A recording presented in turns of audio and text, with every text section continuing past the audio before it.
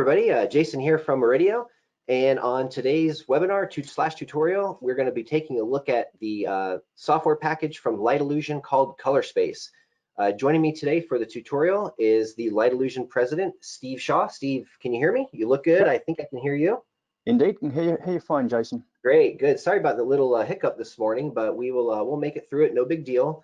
So Steve, I wanted to take this opportunity to really meet you. I don't think we've ever met in person, so I'm happy to meet you. I've seen your name out there for many years as I was growing up as a young calibrator, and I myself am very interested to see what you have to offer as far as software goes. I know the ColorSpace name is something you've been working on for a while and something you're very excited about. So I wanted to have you on and kind of give you an opportunity to tell the folks about yourself and about the software and show us a couple of cool things about it. Yeah, sure. What do you want to know first? Yeah, let's just give everybody kind of an intro to you and what your background is, and kind of a brief history lesson, if you will, on Light Illusion and how you ended up here. Yeah, sure. I've been in the industry for some time. I actually joined a company called Quantel back when I was 16, just left school. Very cool. Obviously, they were very much in the bleeding edge of digital television back in the early days, with some of the first of the real digital TV systems moving away from analog. Was with them for quite some time. Eventually set up my own post-production companies, one called Men in White Coats, one called Axis Post. Again, the Men in White Coats was in the early days, so when we were still digitizing film and doing special effects. Very cool. Via that route. So films like Lost in Space, Deep Blue Sea, Elizabeth, Captain Jack, a whole bunch of others. That is very cool. And then we did Axis Post a few years later, when things had become much more digital throughout. And eventually I ended up just kind of doing consultancy work as a colorist. So traveling the world, grading films all over the place. Did a load of Bollywood stuff, which is interesting. Neat. Huge market. But I've lived in LA, in Japan, in New York, all over. That's great, man. And while doing that, we started having issues with color management for the projects that we were doing. And the first iterations of our Light Illusion software came out of my own desire to fix problems that I was facing. And the company really has just grown from that. That's great. So for the folks who are listening, we talk a lot about in calibration, especially with folks who work in the studios and do color grading. All of those monitors have to match, right? If an editor sends the finished piece to a color grader and they send that finished piece back to the cinematography people, everybody has to be on the same page. And that's really the whole point of this, right? You want to be in a studio environment, or the whole workflow rather, every single monitor should be set to the same standard. That's kind of the point, right? Yeah, I mean, within the limitations of the technology, there are certain points at which it becomes impossible. If you've got a display that can do really deep blacks versus something like a standard TNT LCD, then there are going to be differences. So the goal is to iron those out as much as humanly possible. Certainly, as you get into the more expensive end of the professional market, so the post-production broadcast market, then obviously the displays tend to be more consistent because the technology is inherently more consistent. Sure. But even then, yeah, calibration is key. Good. So when we talk about Light Illusion in itself is the company, right? And then you've got products like ColorSpace. Do I have that right? Yeah, Light Illusion is the company. We've had a bunch of products over the few years we've been going. Light Space being the most well-known one to date, but there's things like Spaceman, Space Match, Match Light, but Cool. all geared towards color management. With ColorSpace, we really are starting from scratch because there were inherent issues in the way that we started developing the software, because it was never meant to do this. I mean, Light Space is somewhat 12, 15 years old. So, it was never intended to end up being the product that it is. So a few years ago, we took the decision to start from scratch and have basically totally rewritten the entire code base. so that we can go forward with a much more flexible product that we can develop to meet today's and tomorrow's requirements. And all of the products effectively are merging into the one. So Color Space will become the predominant single product that Light Illusion will be providing for the foreseeable future. Great. And is Color Space, is that something that's available now, or is it still being kind of hashed out? It's in alpha testing at the moment with a limited number of alpha testers dotted around the world. We will be going to a more open beta program, hopefully within the next week. Cool. And that will be opened up to anybody that signs up for that program when it goes live, that has already paid for an advanced Color Space license. And based on the way things are going at the moment, the full release should be very soon behind that. Good, good. So yeah, who are listening today, if you heard that from Steve, the beta will be available pretty soon. So if it's something you're interested in, Steve, at the end of the webinar here, we can probably give everybody your website. I think we'll look at the website a couple times today, and then maybe some contact information at the end in case anybody's interested. Yeah. Yep, sure. No problem. Great, great. Cool. So with that being said, guys, I just want to let everybody know the question box is open. So feel free if you have any questions throughout the presentation today. Tom's here hanging out, as you heard from him earlier. So he'll be watching the question box. I'll be watching it too. So as Steve is going through Color Space with us today, feel free to type any questions into that question box, and we'll be sure to address those. Now, Steve, with that being said, what I want to do now is I want to give you control over my computer, and you will be able to take over from here. So I'm going to share my screen. And Steve, you let me know, do you see that desktop with the Color Space? Yep, we got it. We're going to show people from scratch. So I'm going to go ahead and close it so we have the icon. And from here, I'm going to give you my keyboard and mouse, and you should have control of the mouse. Okay, right, Perfect. Got it. A little bit more laggy than yesterday during the test, but then isn't that always the case? Of course, of course. Yeah. Anyway, right, we'll get there. So opening up the icon should, there we go, open up the initial window for Color Space, which very simply has three icons along the top, which provide access to the three main areas of Color Space. So the first one with the cogs on it is a library. So it's where we can manage our different presets. And we've opened up two windows because it's a bit laggy. There we go. Oh, actually, I won't do that. We'll just keep it small for the minute and do that. There we go. So we have just basically things such as preset color spaces, preset color matrices, profiles, and obviously profiles that we've previously measured, which means we can access them and work with them directly if we're doing kind of modifications and things. But to generate profiles to start with is the second icon, which is profiling. And that will open up what is the kind of main window within Color Space, which is where we can actually take control of different hardware. Let's make that a bit bigger. There we go. We can take control of different hardware, so we can select from our different probes, which is where we were having problems because the COM port seems to have gone down on your PC. But the idea is that we should be able to connect to any of the probes that Lightspace is compatible with. We were using the COM6, wasn't it? Let's just see if it does come up. No, okay. Still that error message. We'll have to investigate that later. Yeah, that's fine.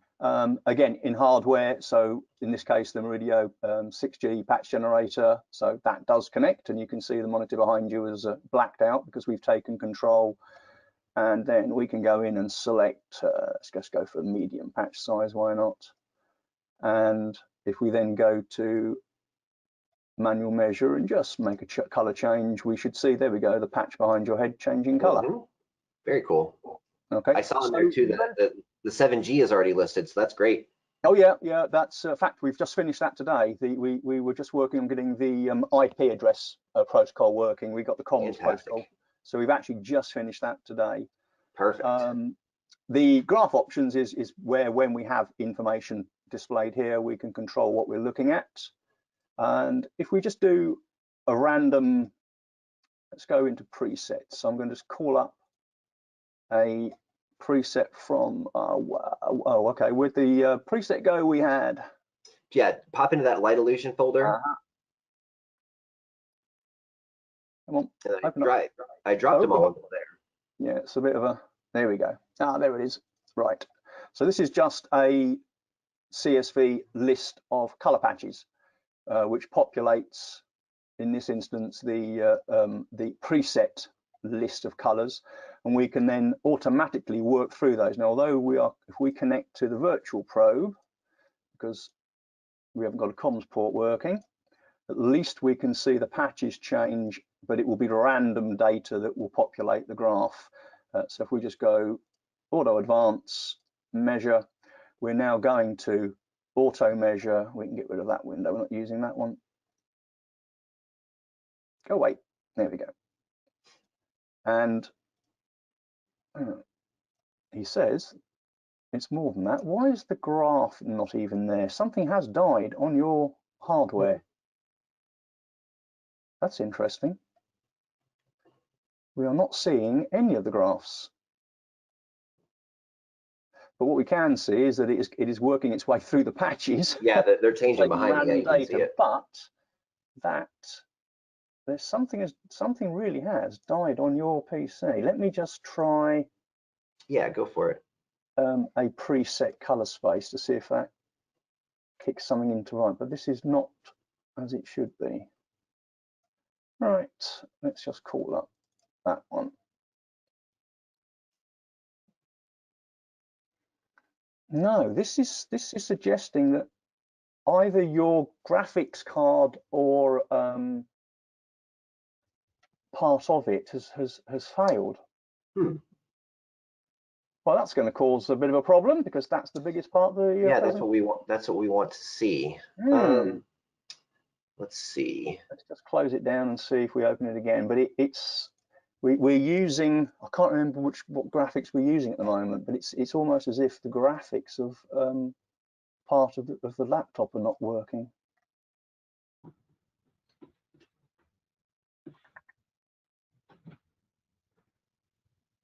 No. And that is definitely not a color space problem. That is yeah, something in your hardware. So strange, because everything was fantastic when we were talking last night. Oh joy. Yeah. So let's maybe. Yeah, I'm kind of at a loss for words here myself. Hang on, maybe somebody has a suggestion. David said computer reboot. Dave, we did that 2 or 3 times already, but thanks for the suggestion. Albino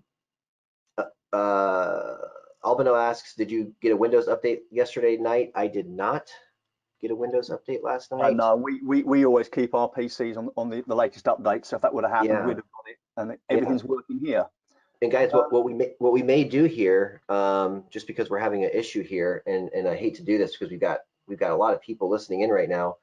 We may have to take a break here and maybe pick up in the afternoon or even tomorrow maybe. I really apologize for this, guys. We've done so many of these sessions and webinars, and we've never had this problem before. So I'm really Hey, Jason. words. Yeah, Tom, are you there? Yeah, I'm here. Hey, well, why don't we just give it one more shot? I'll talk with Steve here for a little bit, and then we can see if you can shut down your computer, rejoin in, open the software. Maybe that will help. You know, maybe uninstall the software or reinstall it again or something. Who knows if it didn't get on your computer. And then I'll just talk to Steve. I mean, I got plenty to ask him as well. Oh, sure. Yeah, absolutely. Absolutely. Okay, guys. Again, I'm real sorry. I'll be right back, okay? Okay. No problem. So, Steve, while Jason does that, you know, I appreciate you coming on here and running through all of this.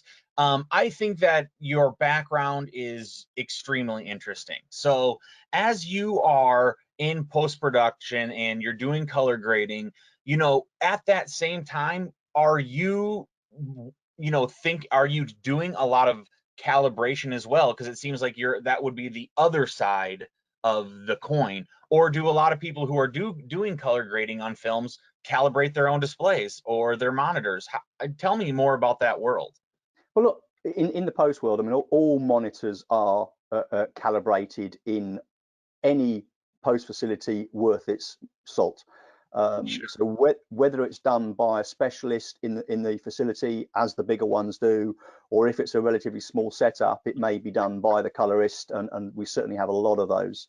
I mean, my days of post of being directly involved are behind me. I mean, I sold out the post companies a few years ago, and haven't really touched the a colorist panel for some time. I don't have the time. So you know, light illusion has become pretty much everything now. So I'm kind of not a retired colorist, but I'm a lapsed colorist because I haven't actually done it for a while. Sure. But yeah, in the post market, yeah, any facility that is serious about the work they do will be working off of calibrated displays. They may do it in-house. They may bring in a freelance calibrator. They bring in us. We certainly do it. Sure. But yeah, it is certainly a critical part of any facilities setup. Yeah, I think that's just very, very cool. That world of, you know, there are a lot of people who are grading and editing and working on these films, and you know, I just wonder what the knowledge is of them to just go, you know, like, some, are they going to their station, sitting down and just deciding, oh, this is going to be perfect because somebody already took care of it for me? Or is it, oh, I can tell this is running a little blue or a little green, I'm going to make some adjustments myself? I just think that's really interesting how, you know, you did both, or, you know, you have a background with both of those things. Well, Um, all of the software that we have, which is now, you know, culminated in color space, is predominantly aimed at the post-production broadcast market, because that is our history and our background. To be fair, we never really envisaged doing anything outside of that, but it was a few years ago we were the first to introduce 3D LUT calibration into the market, and we were approached by home cinema users who basically were desperate to get their hands on the same technology. So they forced our hands and really pushed us into becoming involved in the home cinema and AV market. That was never our original intent. sure. And I guess I've always heard that, right? Because you know, as being from radio, having the background, hearing about light illusion, it's always, I've heard that, you know, from different calibrators, everybody has kind of, you know, when they get really into hardcore calibration, they have a different way of going about these simple problems, or, you know, methods of, maybe they disagree with the one software, or they like this one better. And that's where I started hearing about light illusion. And it always seemed that it was tied really closely to post-production, Yeah. to, you know, people who are doing you know, Hollywood movies, doing Bollywood movies, doing you know, the Canadian scene of Hollywood North. That's where I heard a lot of people using light illusion and hearing about light illusion. But I'm really hoping Jason gets his computer back up, because Yeah. I do want to see actual. I've never seen a workflow through light illusion to see how it would go, what it differentiates. You know, we at AV Pro and Meridio, we work closely with Calman. We did a Calman a uh, a webinar with them as well, and so I am really excited to see the differences and see how, you know, how light illusion is different than Calman, and then also, you know, how Calman is different than light illusion, and, you know, the different backgrounds of theories behind, you know, how your software works and then how their software works as well. Yeah, you know, we are very different. The whole approach has grown up from the fact that all of the people involved in the company are in some way involved in the professional world. I mean, we've got people that used to work along with me at the likes of Quantel, people that are from Industrial Light and Magic, that have worked at CineSite. You know, we are all people from that background. Sure. One of the guys that was very much involved with us in the early days, he just because of pressure of work now is less involved, but he's still kind of a partner. It's a guy called Walter Valpato, who is one of Hollywood's top colorists. works now at, where's he gone to now? He was at Photochem. I think he's now at, where is he? Where is he now? Can't even think where he is. He did The Green Mile and in loads of big films. But he worked for me in the early days when we were doing our consultancy work. I actually took him out to LA to finish a project that I was grading that went over time. And he stayed out there and has become one of the top colorists in LA. Wow, so, that's cool. Yeah, a lot of what we do comes from that experience of us doing the work for real. Yeah, and that's really interesting. And that's a really cool dichotomy of between those two different theories in calibration. And as us being, you know, so born in the audio, video, home theater, you know, professional AV distribution field, it's really cool to see the other side where it would be growing out of the post-production field.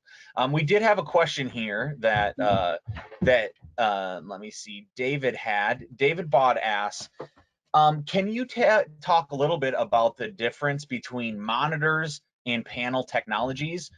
What is the trend from your perspective, and then what should we expect in the future? Well, that's an almost impossible question. I mean, monitors, displays are basically a box of, dare I say, bits that are pulled together to make an end unit. And obviously the manufacturers pull together the glass, the screen from some manufacturers, the electronics from elsewhere. They develop their own to go with it. And the main part of that is the screen, the glass, which just changes so quickly. I mean, in the days when I was doing the visual effects world with Men in White Coats, the only monitors that we used were the large Barco CRTs that were as fat as they were wide and Sure. weighed 5 times as much.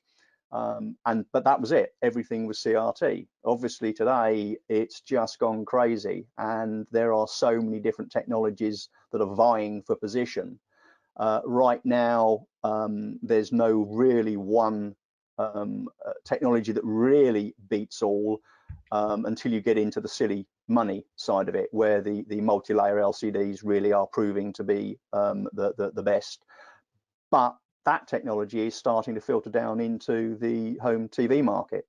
Really? And I suspect that we will see the OLED side of it, specifically the WOLEDs, will end up being a stopgap that will be replaced with other technologies because of the limitations that they have. But you know, who knows? Something may come out of left field that will change totally our expectations. Sure. Yeah, and that's very interesting. So those high dollar monitors that you're talking about, what did you call it? Interlace LCD, or what was the Dual layer? The things like the X310 from the likes of Flanders Scientific, they use a dual layer LCD approach, so that you have the ability to control, if you like, almost at the level of a backlight per pixel. So you can control the contrast of any given pixel, whether it's emitting a bright light or zero light, which means you can have a virtually infinite contrast ratio without the issues of OLEDs. That's wild. So then, I mean, are those kind of monitors you're talking $50,000 plus for those? I don't know that they're quite that level, but they're certainly, Sure. you know, 30, 35,000. But the technology, I know that what do they call it? TLC, TCL. They TCL, have started. Yeah, they have started with a consumer version of the same technology, which has just come to market. It's, you know, it's not quite the same, but it's very close, and I think it will continue to become more preeminent in the market. Because it doesn't have the gamut issues that WOLEDs have. It doesn't have the issue with black turn on, turn off. So potentially it could get there, but at the moment it has issues such as viewing angle. So, you know, things are, you know, nothing's perfect as yet. Sure. Some more questions are coming in here as Jason still looks like we got Jason's screen back, but still not seeing those graphs. So Not a minute, Yeah. no. If you guys want, Steve, I'll give you the mouse again and we can try. Well, okay, yep. We'll just- I've got the virtual probe and the Meridio connected again, but I'm not seeing the graph, so we might still be in this if the position. graphs aren't coming up, then there's no point, because that obviously is the key. I mean, we can, there's a demo video on the website that will at least Yeah. give us a little bit of a view of the graphs, but it would help if I stopped the lag, because they're killer. And what we can maybe do, Tom, because there's a pile of questions pouring in for Steve. Yeah, shout them out. Yeah, maybe for this session we can just go through some of these questions and then we can kind of reconvene and give this another shot. Well, that guys, sounds great. There's a Yeah. lot of questions coming in, so keep those questions coming in, guys. It looks like we may not be able to get this, but Jason, I'll turn this back over to you and drop out. Steve, it's great to meet you and nice talking to you, and thanks for coming on today. My pleasure. Cool. Thanks, Tom. Thanks for the backup. Yeah, somebody's going very slow here. Yeah, no, it's that's Still not there. Yeah. Yeah. Okay. It is very much as if the software side of the graphics has died. Something happened between last night and this morning when you and I Well, reconnected. Yeah, I mean, the fact that the comms ports on the laptop are not working properly, and that there's obviously something's not right. We're not going to get around it. So yeah, I'll tear everything apart and we'll meet again. That's okay. And guys, again, I'm really sorry. This is quite embarrassing for me. We've done, like I said, you guys have probably seen, we've done tons and tons of these sessions and never issues like this. So again, I apologize, but this is a great opportunity since we have a million questions pouring in. So let me turn off the screen. And Steve, if you want to at any point too, if you want to show anybody anything on the website, perhaps, of course, feel free to do that as well. So let's take a look at some of these questions.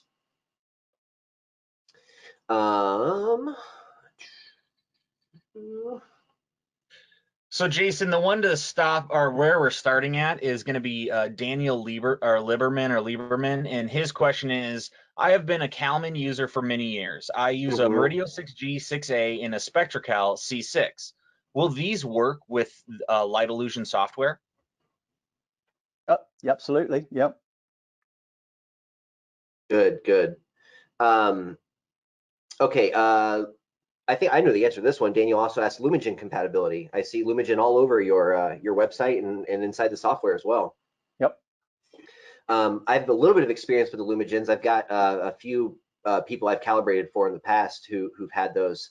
Do you see those Lumagens being added to normal consumer TVs, or are you seeing that more from your perspective, more in kind of the high-end home theater? That's typically where I see it. Yeah, I mean, it's home theater, but whether it's people's home TVs that they're just trying to get to be more accurate, or whether they're building full-blown home cinemas, that's the user's question. Good.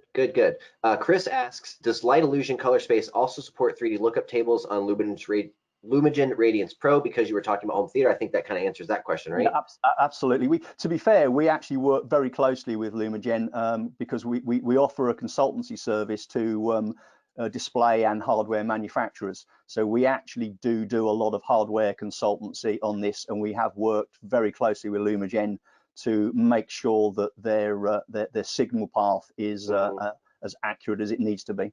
Yeah, I love Jim. I mean, I've talked to Jim many times. I've been to a couple of his classes. He fits in that same box as everybody that we talk to, yourself included, Steve. That he's just very, very, very concerned about the quality and the accuracy of the picture. So we're definitely in good company when Jim's around. That's awesome. Lucy asks, what are the differences between Color Space Cal and the LTE version regarding displays, probes, and lookup box support? There is a matrix on the website that explains all of the differences because it's a bit hard to remember all of them. Sure. But each of the license levels introduces a new level of capability. So, for example, the LTE version, it works with the kind of X-Rite level of probe, predominantly, along with things like Spider, and with the more kind of lower end displays such as ISO certain FSIs and things like that.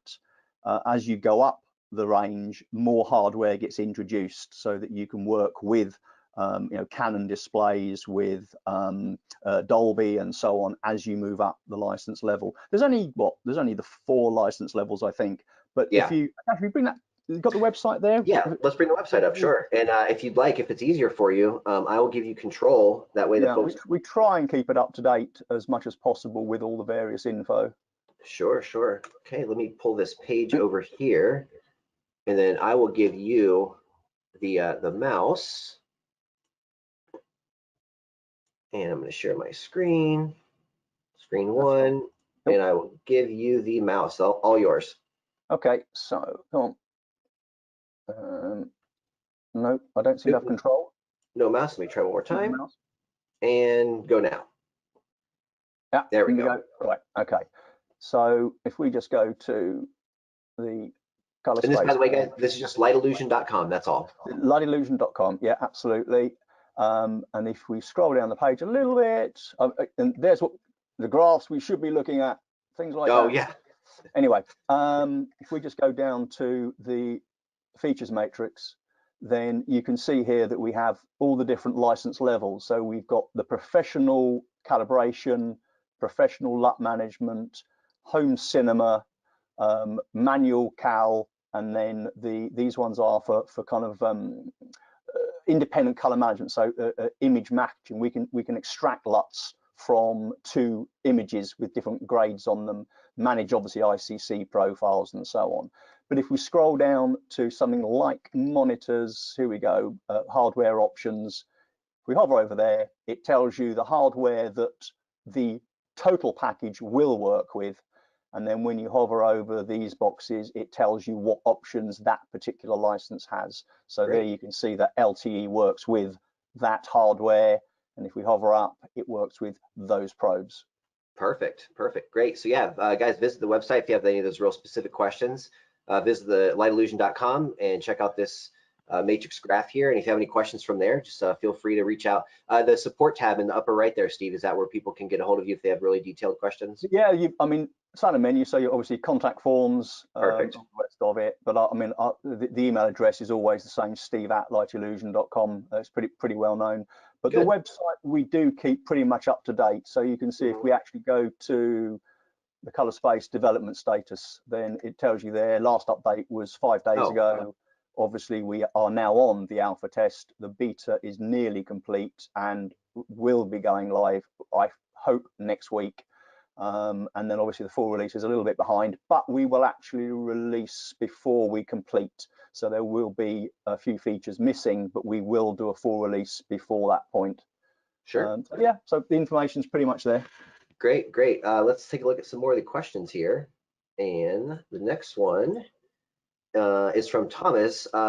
Question to Steve. You once said you're not very fond of OLED displays. I think it was because of the color volume. Do you think quantum dot OLEDs will be better in that respect? Well, it's WOLEDs that are the issue, not OLEDs, because the white pixel means that as the brightness of the image increases, the color volume gets less and less. Right. So any 4-color or 4-pixel display that has an additional white pixel will suffer that issue. And as far as these the quantum dot OLED hybrids that we'll probably see here pretty soon, do you think that will fix some of these issues? If they are RGB pixel only, then that works. If they have a white pixel, then it won't work. Cool. And that's yet to be seen. We don't know yet. These announcements have really just kind of been made. I mean, OLEDs have other issues. I mean, OLEDs have an issue coming out of black. They have a hysteresis, which means that if you go below a certain black threshold, it then cuts out quite quickly rather than smoothly. Obviously, what it does have is good viewing angles, well, although WOLEDs have a bit of an issue with that. Sure. But compared to LCDs, there are benefits. Right. But then, you've got to take your choice. So that each technology, as I said earlier, has issues at the moment. There isn't one that really works. I don't like OLEDs at all because I find the image very plasticky. It lacks a feeling of texture that you get with other technologies. That's personal. That doesn't mean it's bad. It's just my personal view. Sure. Yeah. WOLEDs, yeah, because of the gamut issue as the brightness increases, yeah, I have a major issue with that. Are you looking very forward to like the I think I may have joined when you and Tom may have been mentioning this, but the whole micro LED thing that we've seen at the trade shows. Yeah, do you think that would be a good fix? Yeah, the concept of dual layer LCD has a lot of interest. Obviously, that now is what the majority of the post-production world is using for high-end grading. Things like Flanders Scientific's X310, but they're the same from Sony, although Sony have an issue because they don't allow user calibration. Right. But Postium or another manufacturer, I believe Convision are about to release a monitor with the same technology. So at the minute, at the high end, that is the go-to technology. We saw in New York, just very briefly, I wish we could have spent more time with it, but we were playing around for about 15 minutes with the dual layer LCD, and all of the things that we've always sort of been apprehensive about with LCD, it seems like that fixes all of the problems. The blacks were excellent. I mean, it was very, very bright in certain scenes, of course. And for the 10 or 15 minutes I spent with it, I just wanted to spend more time with it. It was a very, very cool monitor. Yeah, it has serious potential. I mean, because effectively you have a monitor that has an independent backlight per pixel, and right. You know, that's it. It works. There are potentially issues with viewing angle, that kind of thing. But again, I'm sure they will overcome them. Whether quantum dot or something else, you know, actually becomes even better, we don't know.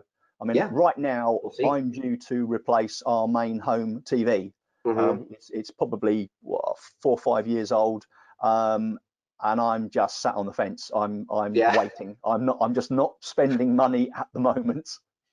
Yeah, definitely. Especially now we're in the middle of a model change year and everything. It probably would be better to wait. Or were you a big plasma guy? I had a Panasonic myself for many years, and I loved that TV. Yeah, we use those a lot. Again, in the post industry, they were the first of the kind of consumer technology that really started to work in the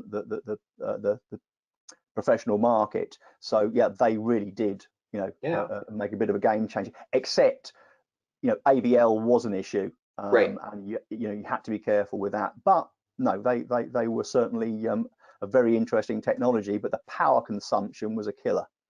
Sure. Oh yeah, I remember my living room at one point. I had the 65-inch Panasonic and a 2-channel tube system running, and it didn't take very long for that room to get nice and warm. But it was fun. It was a ton of fun. That TV is still in my circle. I've got that TV at a friend's house right now, and he's enjoying the heck out of it. Great monitor that one was. It was a little heavy, but it looked fantastic. Great viewing angles, fantastic motion.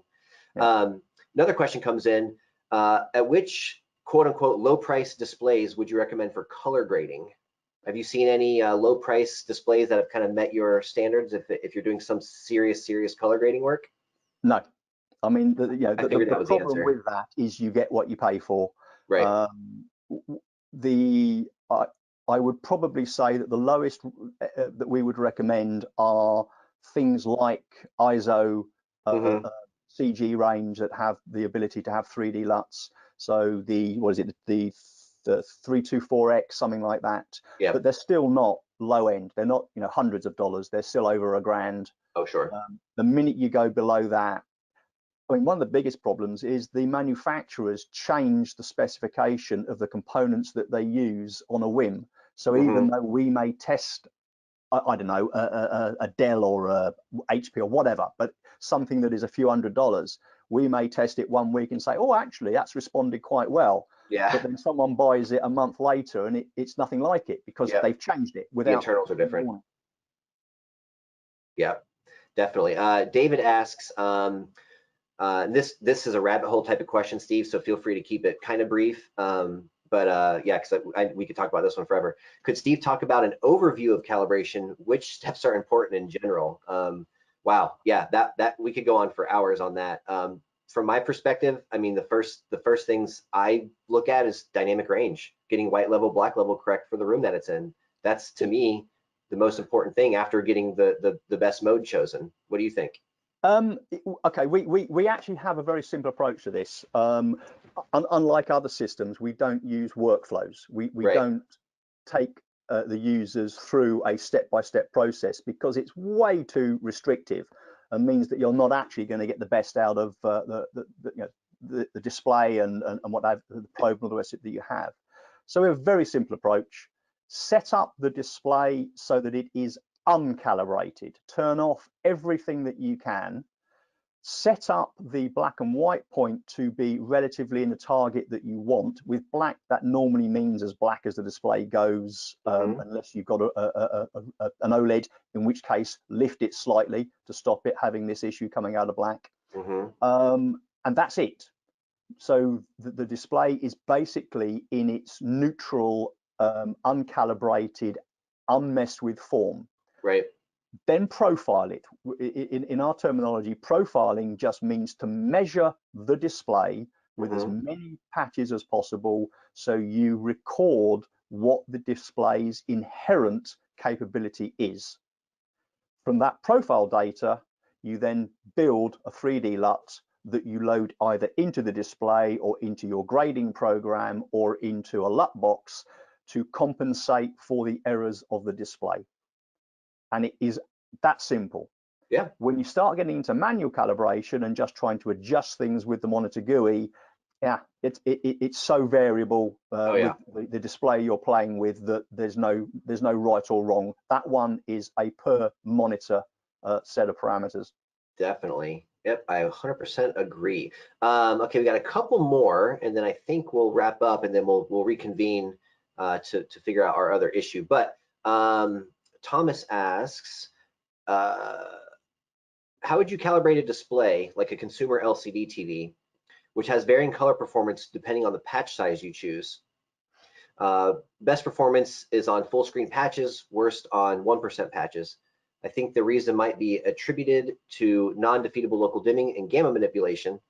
The smallest patches have big luminance errors. So how would you calibrate? Would you use full screen patches where errors are the lowest, or small patches where errors are the highest? Yeah, to be fair, I would take a different approach. I would use in the patch sequence that you're using, I would insert what we call drift patches and stabilization patches to attempt to overcome that inherent. What you're trying to do is to mimic real footage that is continuously changing, but not just in the patch itself. Right. So we will insert, say, a 90% white and a 0% black. Probably the black after every patch, the white after every 10 patches, so that we both stabilize the display, but with the drift patches, we measure the display non-stability, and we can actually use that within our calibration algorithm to compensate for the errors during the profile. Good, very good. And same person, Thomas, asks, which color space version would you recommend to a professional TV reviewer whose job is to assess display performance in the factory settings and not necessarily to calibrate it? That will depend on the probe being used, because there are three predominant options in the home cinema side of it, or the AV side, which is HTL, HTP, and HTX. And the difference is purely on the hardware that they will connect with. So predominantly probes in this instance. The HTX version has the ability to work with ICC profiles as well, which probably isn't going to be relevant. So if you're using, say, a CR100 or a Klein K10A, then it would be HTP. If you're using the X-Rite probes, then that would be HTL.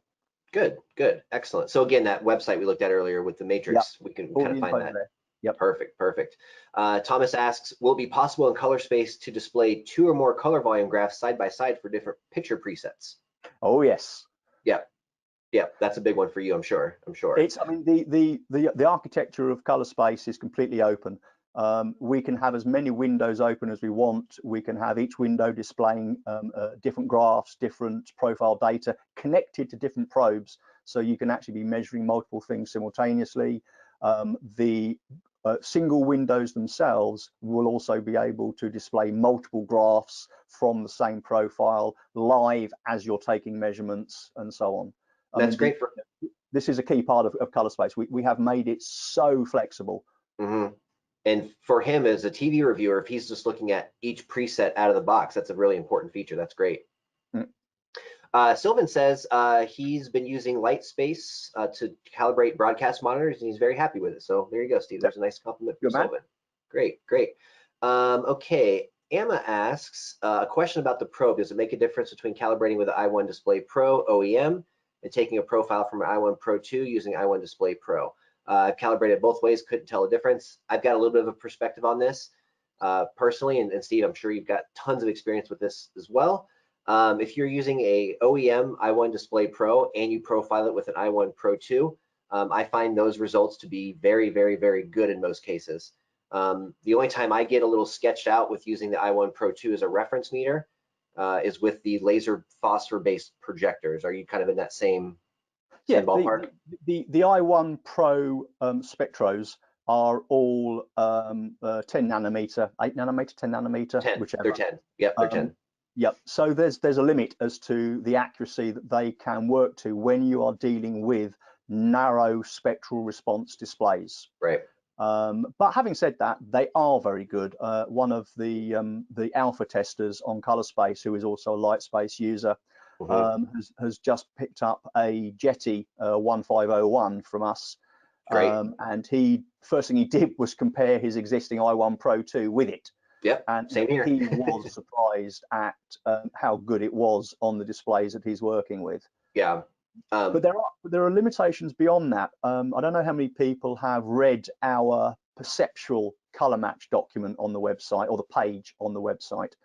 But in partnership with Flanders Scientific a couple of years back, we did a lot of research on the issue with metameric failure, specifically with the likes of WOLEDs and laser projection, again, where you have narrow bandwidth and human response starts to vary between observers.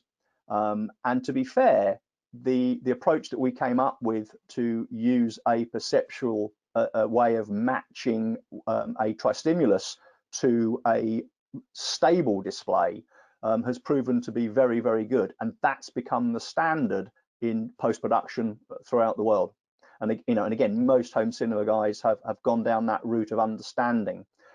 It's further enhanced with the ability to do volumetric probe matching on our software, so that you don't rely on the old 4-color matrix method or the LG version of 3 times 4 colors. Right. You can actually volumetrically compare and match 2 different probes, and that really has proven to be very, very accurate way of using probes on the modern technologies.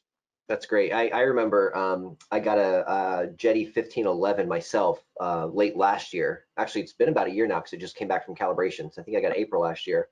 And the first thing I did when I got that meter is I went around and compared all of my TVs I had here in the house just to make sure that all the ones I had profiled the i1 Pro 2 with were still accurate. And for things like the OLED and at the time I had an LCD here as well, and it was all doing really well. Where I started to see some differences if I started to measure some really, like you said, some devices that had a very, very, very narrow peak in the spectral power response. But if you're looking at a traditional OLED display or LCD display, profiling with the i1 Pro 2 is a fantastic, and honestly for the money too, the i1 Pro 2 is a very, very good price. Yeah, to be fair, they do a good job at their price level. I mean, where you start to notice differences is when you're looking at composite colors. If you compare kind of pure primaries or secondaries, where the color matrix is relatively simple, they work relatively well. When you start getting into more complex colors, skin tones being a good example, that's where you start to notice more of the inaccuracies. Yeah. So and just so you guys know too, we talked about the i1 Pro 2 being a 10 nanometer device, which is pretty narrow, but it's not nearly as narrow as we would like to see for certain types of displays, like those laser phosphors. Yeah. The Jetty, I think from the factory, comes with a 5 nanometer optical bandwidth, and you can opt for a 2 nanometer optical bandwidth, which I did on my personal unit. The only trade-off was that the readings are a little bit slower. A lot of it slower, but they're slower. But I mean, the Jetty are good. The colorimetry research Spectro CR300 is awesome. But yeah, you're trading accuracy for speed at that level, but then you're using it to match your tri-stimulus too, so you know, less of an issue. It takes, you know, it might take 3 minutes to make the profile instead of, you know, 2. It's not that big. It's not that big of a deal at all. At all. Julian Scott's on. Hey, Julian, I'm glad to see you here. He says, Steve, what's your opinion on using alternative white points for WOLED? Well, that's what we were talking about with the perceptual matching of displays. That there are so many different variants on that. One of the issues with it is that the WOLEDs, they're not consistent. The relative color of white isn't the same on all panels, so you're going to have to take each panel individually and use the perceptual match approach for that particular piece of glass. But yeah, the concept of perceptual matching has proven itself time and again to be the best approach. What I've seen personally is that you have 2 displays next to each other, and the WOLED, in my experience so far, has looked more pink than the other, even though the numbers were good, right? Yeah, good. Okay, I think we got time. It is about that. So you've got to get the whites to look the same, and you can expand it and treat the primary colors the same way and get them to perceptually match. You then read what those values are on the WOLED when they're matched, and that becomes your new, a color space set of values. Perfect. Guys, I think we have time for maybe 1 or 2 more here. Let's see, there's a couple more questions in the question box. Chris says, don't dual layer LCDs have more off-axis viewing issues compared to LCD TVs? For color grading, they might be great because there's only one person sitting on axis, but what about home use? Are you noticing viewing angle issues with the dual layers? Yeah, absolutely. Again, but already we're seeing less of that in the 2nd generation versions. So yeah, it's something that I think will either be addressed or if not, a different technology will come along. Yeah. Something will come along, yeah. I saw a video recently on YouTube, and I didn't even know this thing existed. I think it was Toshiba at one point, maybe in the 80s or 90s, had made a CRT LCD hybrid, just a little like broadcast monitor. So who knows what who knows what they might come up with next. Good. Lucy asks, what package would you recommend for calibration for a small color grading studio? He's thinking maybe an i1 Display Pro OEM plus Color Space LTE. Is the LUT box totally necessary? Depends on the monitor that you're using and the graphics program that you're using. If using, for example, something like Resolve with a display that has no LUT capability, Resolve can have a LUT placed in the output signal so that you can actually effectively calibrate the monitor at the end of the Resolve signal chain. Good. So for LTE and the i1 Display Pro is, the minimum. Nicholas asks, this is a great question. What gamma should you aim for, 2.2 or 2.4, for today's new movies? Is there some new industry standard? I've got a little bit of perspective on this, Nicholas. 2011, I believe, the EOTF was actually defined in that BT 1886.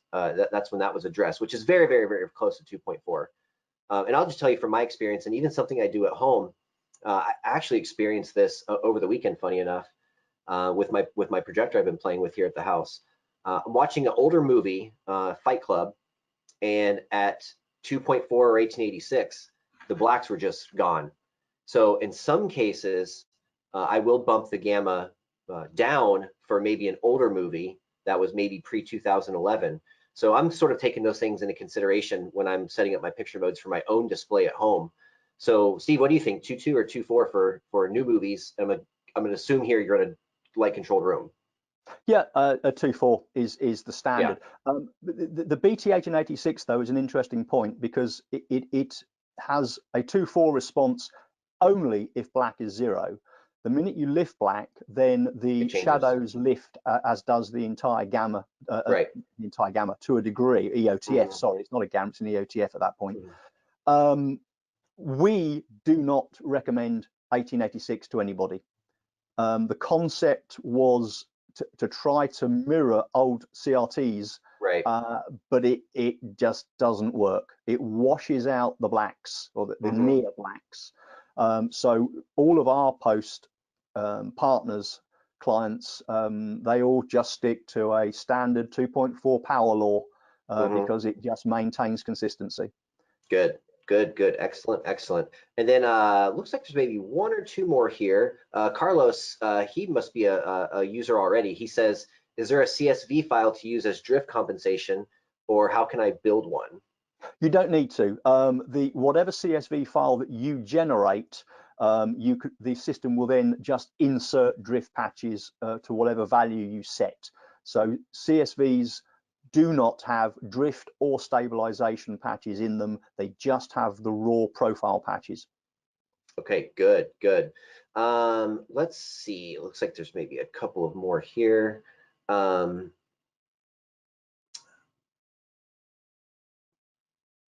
here's a good question. How's the reliability of using Wi-Fi when you're using color space? It's got nothing to do with the software. It's entirely down to the network. Okay, good. So whether you're hardwired or on Wi-Fi, from your perspective, it doesn't matter.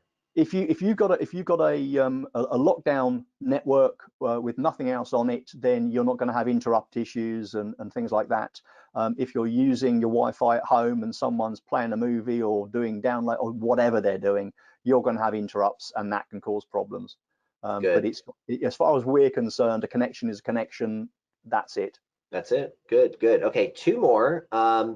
I think we may have already mentioned this before for Emma. Do you have any official date for the release of Color Space? I think you said it's around the corner, but do you have an actual date? Yeah, we're late. I mean, we should have had this out last year.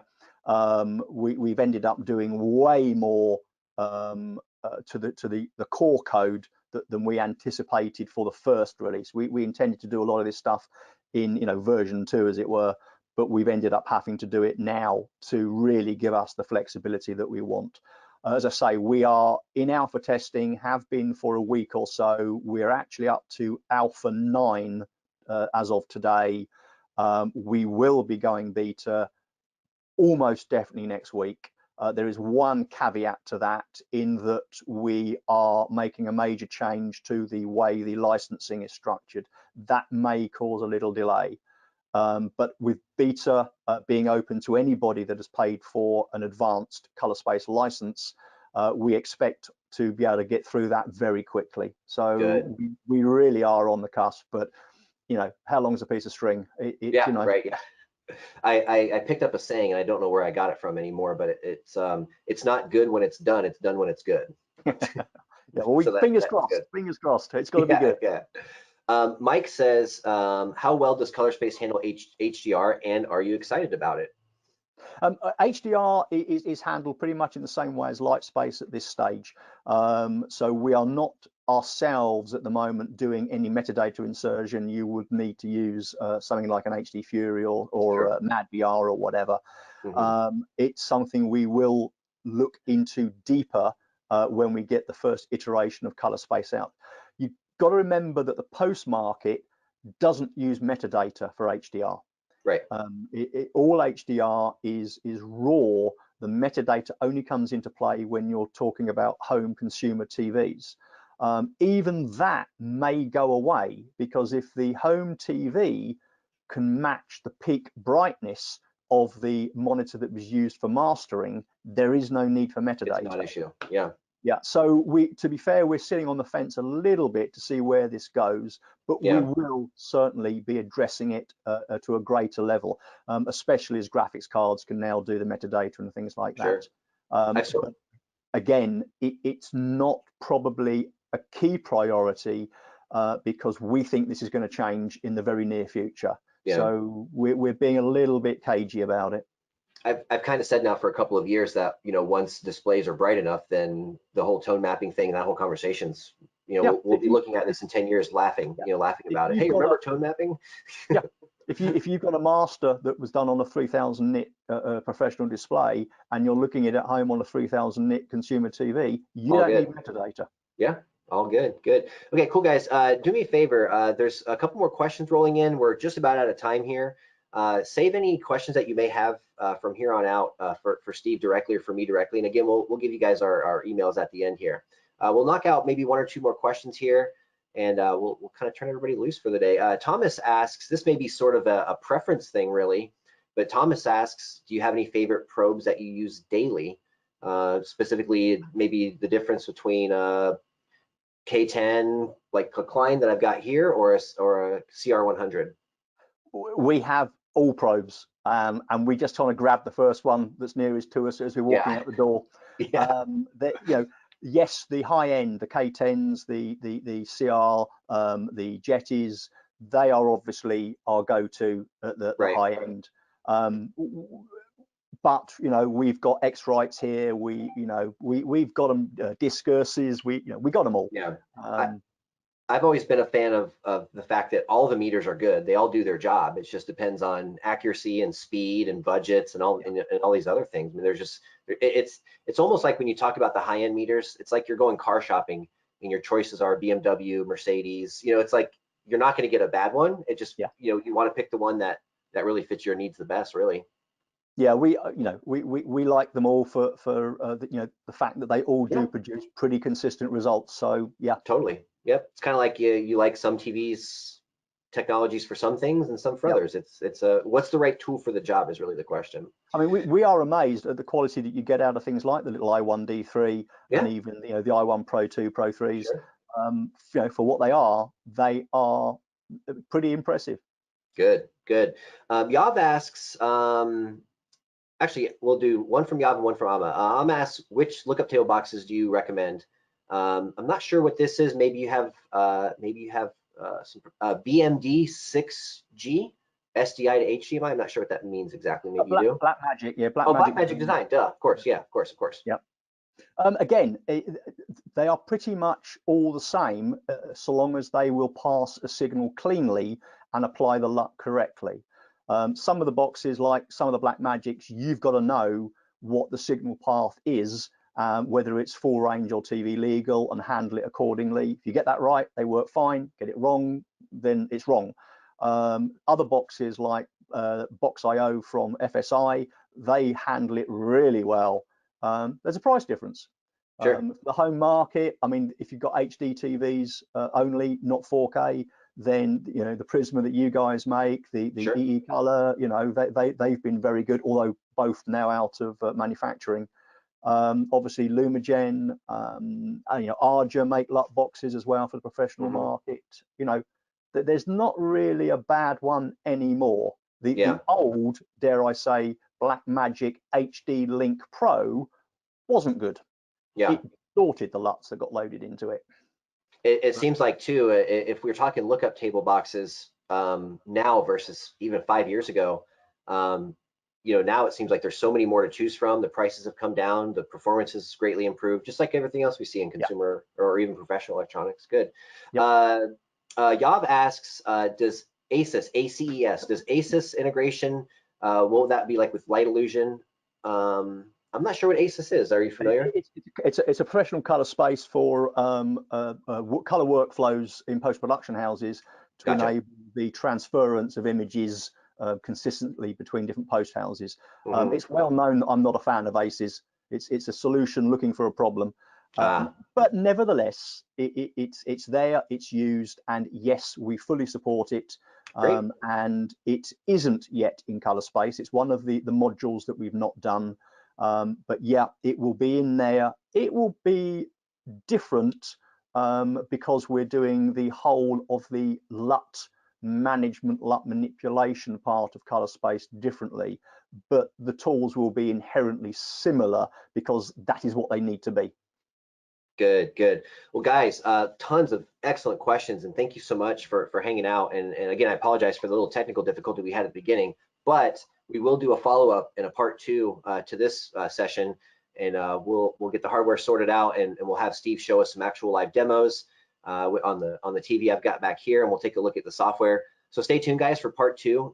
We will definitely do one of those to show you some of the more technical things and to show you the ins and outs of the software.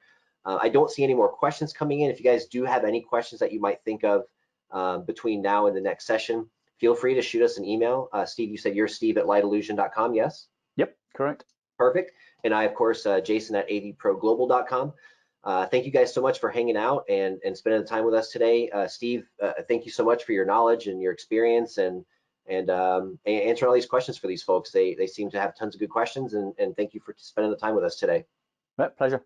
Cool. And stay tuned, guys. I'll get the schedule sorted out, and we will work on getting a part 2 scheduled as soon as possible. We just have to find an open time to do it, because we do already have some sessions scheduled for next week. But no worries, we'll definitely do it, and we'll be letting everybody know when that next session will be going. Feel free to sign up, and we'll see you guys next time. Thank you so much for hanging out. We'll see you then. Bye, Cheers, Steve. bye. Thanks.